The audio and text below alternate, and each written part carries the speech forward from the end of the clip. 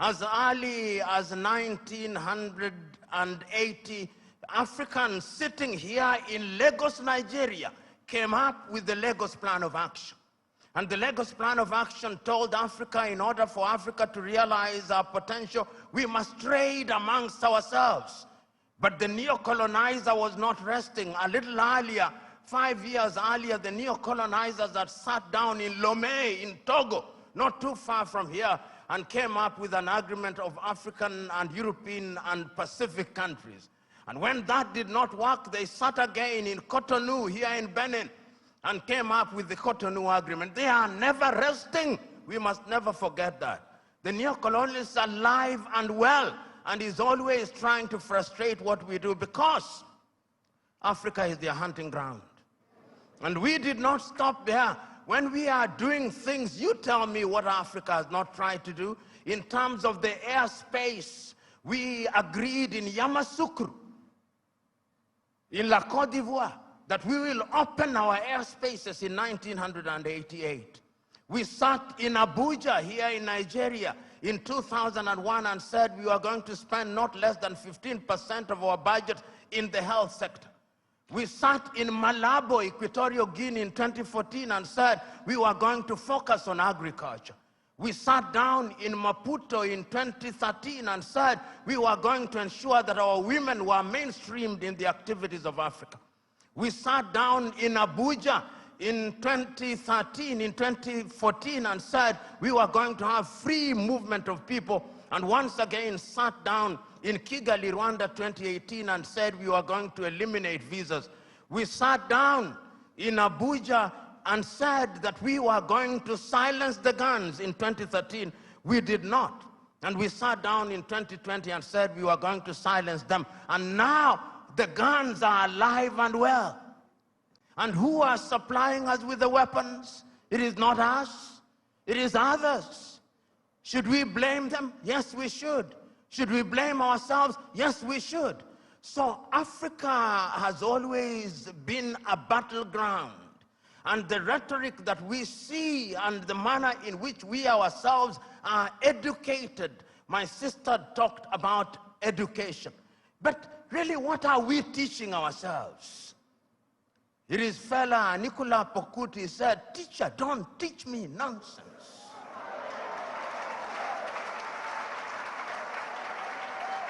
And I'm suggesting to us that most of us, including most of us who are here, we are so very thoroughly miseducated that what we must do is to unlearn the burden that we have in our mind.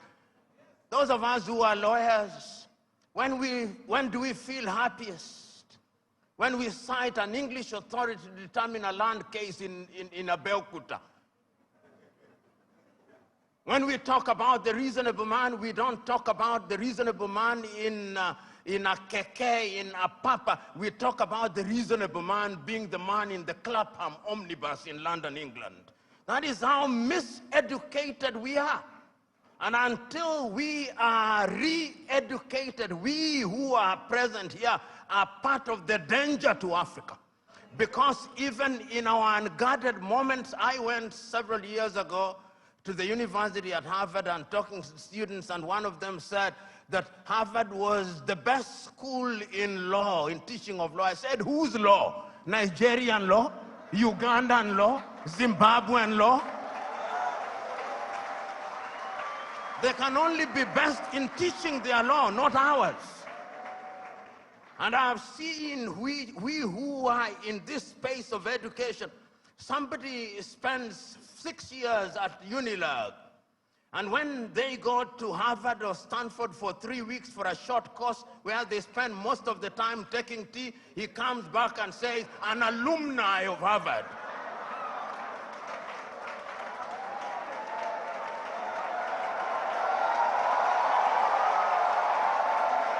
So the time is now. The time is now to begin re-educating ourselves. The time is now to exercise the ghost of low self-esteem.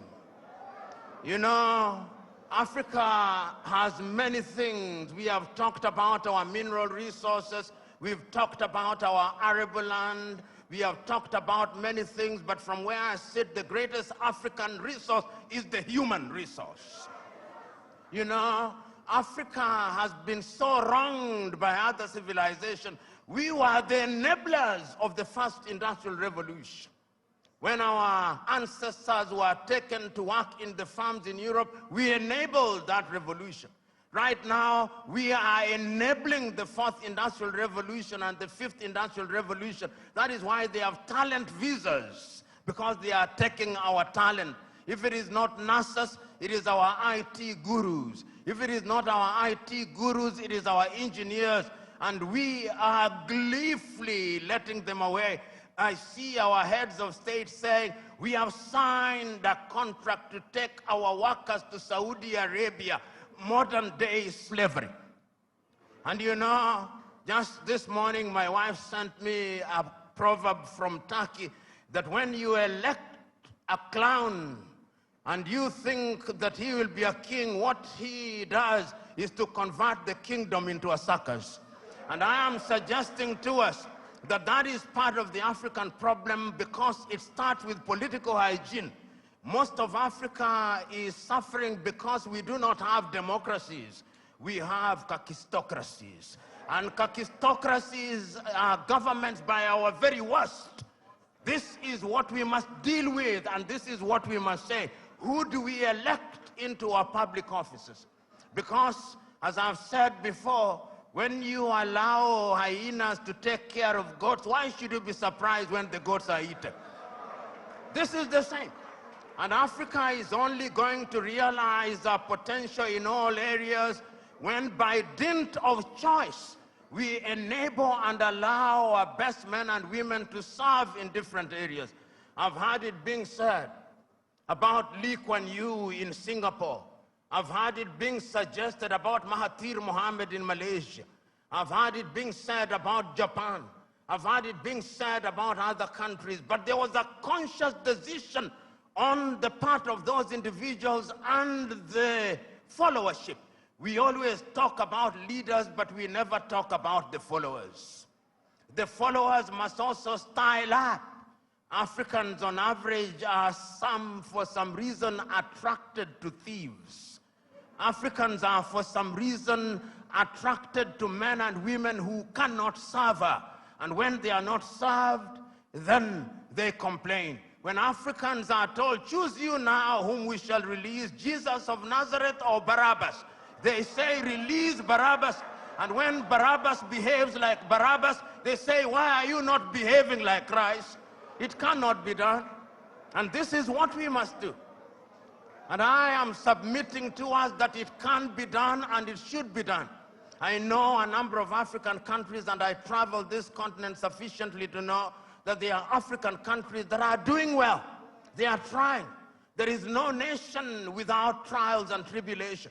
We are fond of talking about the United States of America as an exemplar of that which is good and bad. When they said in 1776 that they held certain truths to be self-evident, that all men were born equal, that they were endowed by their Creator with certain unalienable rights, that among those who are life, liberty, and the pursuit of happiness, were blacks included? No, they were not. Did they not fight a civil war? Yes, they did. Are they not frustrating people until 1963? Did George Floyd, was he not killed only recently? There is not a single nation without trials and tribulation. And we must therefore remind ourselves that we have the wherewithal to catapult Africa into a different orbit. And Nyerere of Tanzania once said, we must also define what development means. And he said, development does not mean necessarily the building of skyscrapers. There is nothing wrong with that.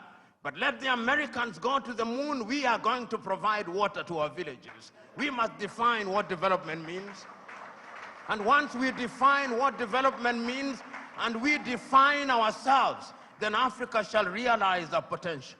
In 1996, Thabo Mbeki talked about an African. Who is an African? Who are you? Define yourself first. The Chinese define themselves. The Indonesians define themselves. The Koreans define themselves. We must define ourselves. and begin to believe in our institutions. You know, and I see it in this part of the world. When we want to look at our economy, we say, what does Moody's say? And Moody's is very moody when they come to Africa. Moody's. Can the Department of Economics at UNILAG not do that? Can't they? McKinsey, an American outfit, they are the ones who come here and tell us how our economy is behaving. When the American dollar as much as sneezes, the naira goes into a coma. Why? 63 years after independence in Nigeria, 66 in Ghana, 61 in Kenya, and many other countries, we still believe that somebody else's currency is what must define us. 63 years after independence, we are still importing chicken as if our chicken forgot how to lay eggs.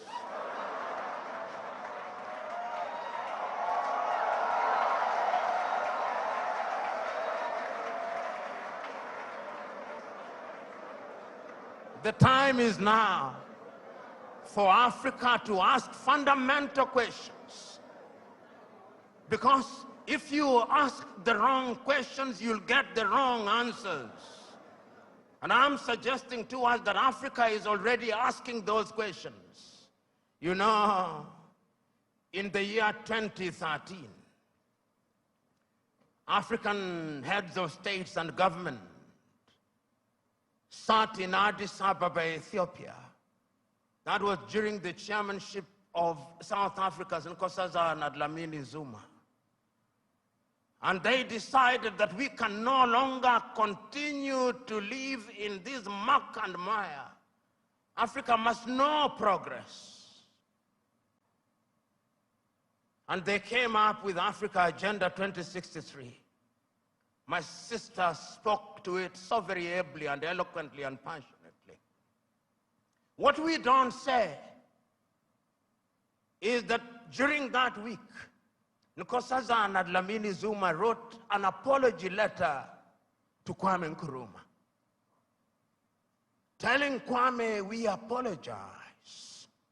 What we are doing now, you saw in 1963.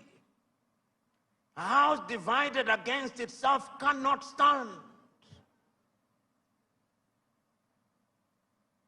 Now we are living through Africa Agenda 2063. We are living through the Sustainable Development Goals. And I'm not a Jewish prophet nor related to one, but I can confirm to you we will not fulfill any one of them. You cannot, in the nature of things, engage the reverse gear and then think you'll reach your destination. You cannot. And that is what most African countries have done. So the time is now, as the cliche goes, when you are in a hole, you stop digging. And Africa must stop digging. And if we stop digging and we look at what we have, Africa Continental Free Trade Area says that we are going to trade amongst ourselves in the world. Africa trades ourselves at best at 20%. Europe at about 70%, North America possibly 65%, Asia now going to 60%, Latin America going to 55%, Africa 20%. What must we do? We must stop certain things that stand in our way. Conflict. Look at Africa as I speak to you.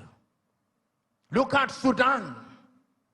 For the last 2 months, there is no economic activity in Sudan. They are destroying what they once built. Even if you wanted to trade, who do you trade with?